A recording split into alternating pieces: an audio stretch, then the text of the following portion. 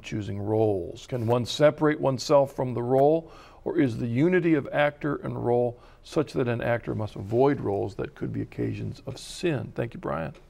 A lot there. But there's a very simple answer. Actors should not be taking bad roles, and they should not be in bad plays. That's a hard piece of advice to give, because if you're in the business and you're trying to make a living at it, practically speaking, you don't feel as if you can ever have the leisure or the leeway to turn down any role that's offered to you. And yet, why do we do this as actors? We do it because we love the dramatic arts and we love the deeper things about it. So we have to turn down bad drama. And you know, the hippies used to say, what if they had a war and nobody came? Well, what if they produced a bad movie and nobody agreed to be in it? What if they produced a scandalous stage show and the actors said, there's no way we're going to lower ourselves to that? The culture would begin to change. So yes, we have to have integrity as actors. Now our patron saint, Saint Genesius, is one of the few actors who is famous for his integrity. Genesius was a Roman who was a pagan, and he had the opportunity to play before the emperor and to be in a play that mocked the Christian faith. So he then became a catechumen. He was studying the faith. He pretended as if he wanted to become a Christian. And so he learned a lot about it. Like any good actor does, he researched his role. And then after he learned enough, he withdrew from that group and said, I'm ready to go. I know the Christians. I can really skewer them in front of the emperor, and my career is made. And the story has it that in this play, he was baptized in a scene that was supposed to mock baptism. And the moment the water hit him, he experienced a miraculous conversion of heart and began then to witness for the Christian faith. And this is in front of the emperor. They said, you know, enough ad-libbing. You're going to the dungeon, and unless you recant, that's it. And he was a martyr. They cut off his head. So we have him to look to. We have the fraternity of St. Genesius. I pray prayers every day. People can find out more about that. I think it's stgenesius.com. There is a whole organization that exists to reform our culture by praying for members of the theatrical and cinematic arts. Was it from his story that the tradition rose in vaudeville with the big hook that pulled people off the stage? I don't think so, because you don't hook somebody around the neck. Oh, that's dangerous. I think the Three Stooges did it that way. But yeah. Going along with that person's questions, though, they're talking about roles that are obviously bad, obviously immoral. Okay. But what about the danger, let's say in Hollywood, where you have married men playing roles where they have to do a romantic relationship? I mean, the dangers of that, they're trying to play emotions. Mm-hmm. I don't think that's as much of a danger. I will say that there are people who are very suspicious of drama and who find it difficult to differentiate between portraying a sin or a bad character and endorsing a sin or a bad character. That actors sometimes have to play murderers or despicable villains, and yet if it's in a context where their actions and their sins are shown to be what they truly are, then it's justified and it's legitimate. And even perhaps a romantic scene where there's some kissing or something, I think if it's done within a context and it's not part of the culture of death or part of the culture of pornography and perversion, that an actor can give himself to something like that. As actors, we have ways of, distancing ourselves from some of our roles. Otherwise, I would walk around thinking that I was in fact St. Paul. And usually I'm aware that I'm not. Well, but yeah, and I wasn't so much referring to the puritanical issue, whether it's right for a married man to have a role like that, but just the tension there within themselves. And what you're saying, that really a good actor is able to make that division. Actors are so jumbled up with stuff that's just part of it. That's just part of it. It's usually not the roles that stir us up. It's our lives that we can't control. Our roles we got that. Well, something else that struck me as I was thinking about that was the idea of people getting pegged into certain roles because of what they choose. And one person that comes to my mind is Anthony Perkins, for example. Most of us maybe remember him from Psycho. Well, before that, he had a great role in Hello, Dolly. It's a completely different character. But after Psycho, I mean, there he was for the rest of his career. That's right. I don't think he'd get any role where he wasn't considered, he's kind of a little off there. I mean, that's something that happens when you choose a role. Yeah, that's right. You've chosen a path in many ways That's right. for your That's career true. for the rest of your life. And that's really happened with me with Theater of the Word. I have to be very careful about what roles I do and don't do. We're doing more and more stuff on EWTN with The Apostle of Common Sense, hosted by Dale Ahlquist. Yep. We're going to be on The Quest for Shakespeare, hosted by Joseph Pierce, which is supposed to premiere in March, I think. Okay. We're doing a lot of things at the network, so I'm much more careful now, much more than I used to be, about the roles I take and the things I do. All right, we've got another email. This comes from Rose in Utah. I have a question for Kevin. Like Kevin, my daughter decided at a very early age that she also was an atheist. Although I tried my best sending her to CCD classes and even making her first communion at heart, she has always been very skeptical regarding religion. She now is 40, and I am worried about her salvation. Although she respects people who are truly religious, can you give me any suggestions other than prayer? Thank you, Rose, for your email. I mean, first of all, we don't want to discount prayer. I mean, that's the most important thing we can do. That's right. For conversion. I think that everyone has an innate love of truth, beauty, and goodness. It's getting harder and harder in these days when there is very little truth. There's lots of ugliness, and there's lots of vice that is called virtue. But she has, as all of these young people do, she loves by her nature that which is beautiful and true and good. And so there may be still a way for her to come back, and that is talk to her about things that maybe will draw her closer. Probably not rap music, probably not, trash novels, but if she's got certain movies that she likes because they're beautiful or because they tell a story of sacrifice, maybe you could watch the movie and say, you know why I love this movie too? It's because this character is giving up everything for the person or the thing that he loves. And isn't that really what Jesus did, if you think about it? Isn't love always about sacrifice?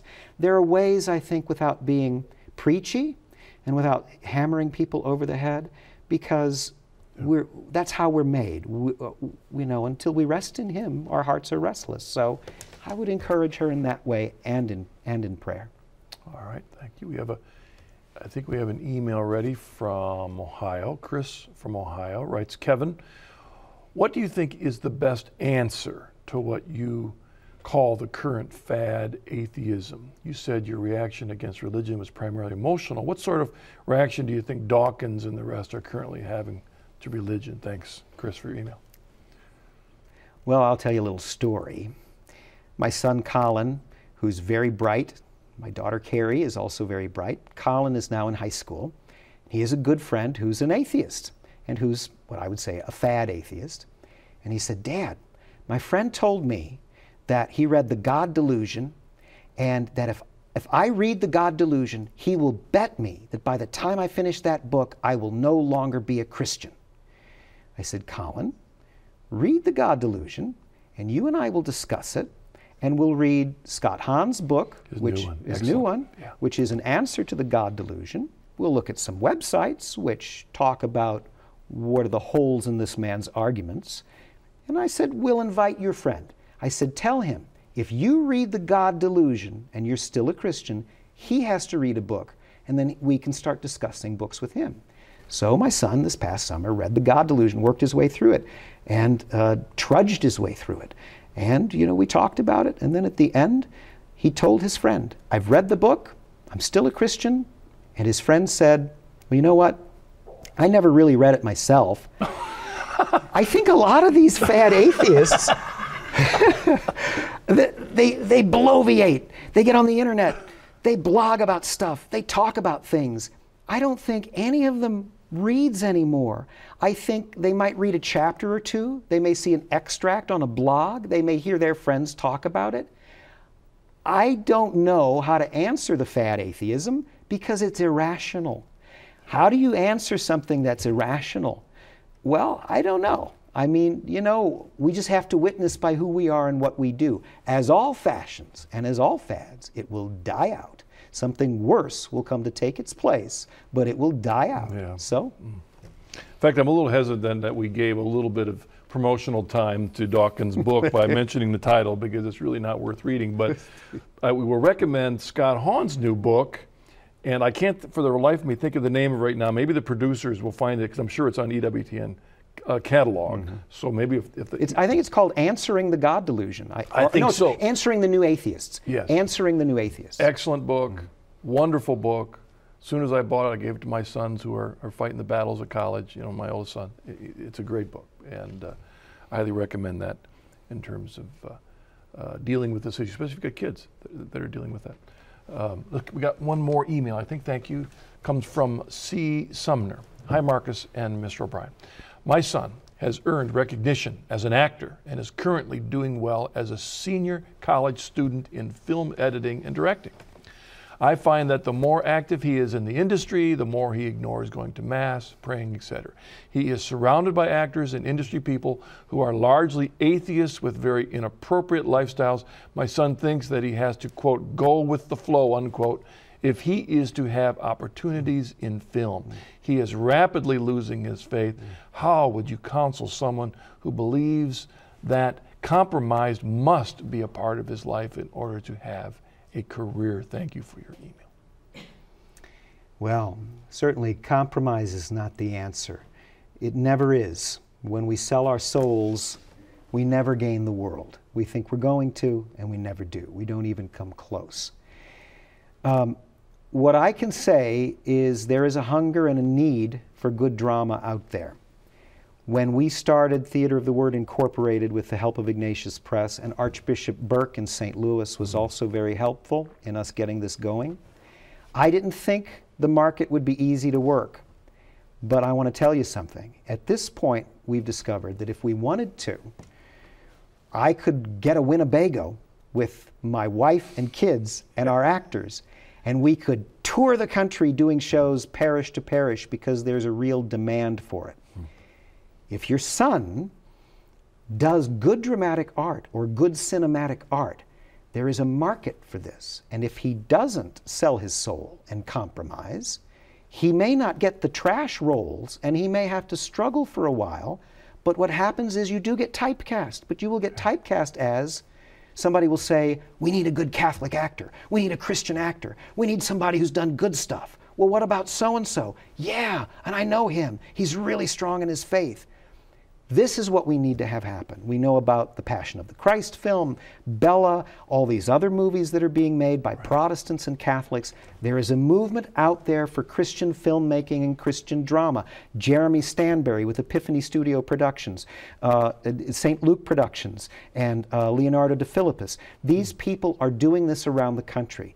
Your son, tell him that I say he's wrong if he thinks his career has to go down that trashy secular avenue. He needs to stand up and have integrity. By doing so, he will then cut his own career path. And it happened to me, and you know, it can happen to others. And if more and more start doing it, critical mass will be achieved, and we will have a true renewal of culture in this country. Well, you mentioned earlier in your own journey was a discovering yourself that this was a vocation. I mean, that's kind of the key. I mean, if this is what God is calling a young person to do, if they discern that call, then they need to remember that they're following God. They want to do what's right with God. They believe that God's involved in their life. And so you move out on that belief in prayer and faithfulness, living your life. Trust in the Lord with all your heart, lean out your understanding, and all your ways acknowledge Him. He'll direct your path. And even if you don't believe in the Lord, that song in chorus line, What I Did for Love, it makes every actor or theater person cry because it's true. We're in this business for love, and that's why actors are taken advantage of right and left, because we love it, and we're willing to do it for almost no money.